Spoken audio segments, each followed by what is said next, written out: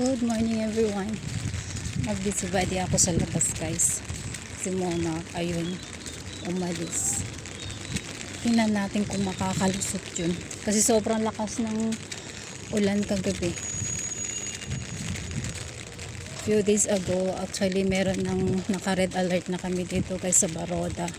Tapos kagabi as in sobrang lakas siya. Medyo matagal. Oh my God! Nakikita ako na baha. Loko. Kalusot kaya yun siya. Ang taas ng tubig eh. My God.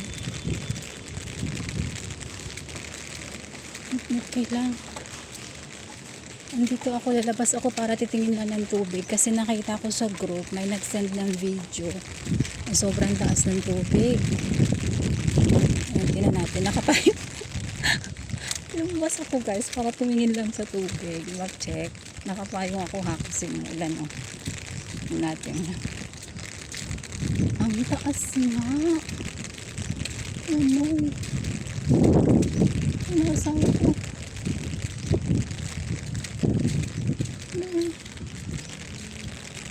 Dito na ako sa malapit na ako sa gate.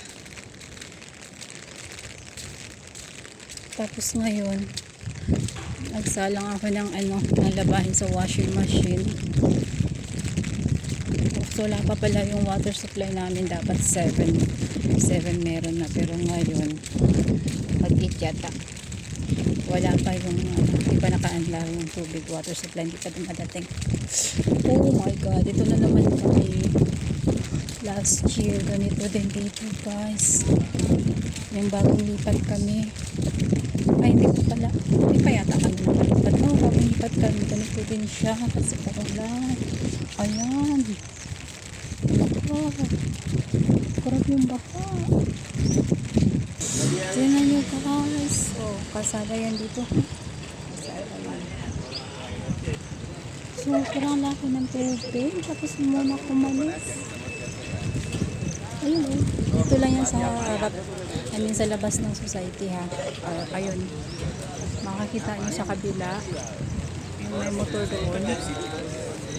Oh. Puno ng tubig. Pasada.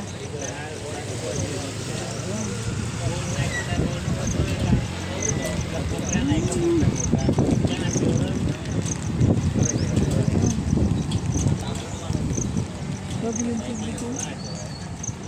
Yun yun. Pumunta ako para mag-check lang.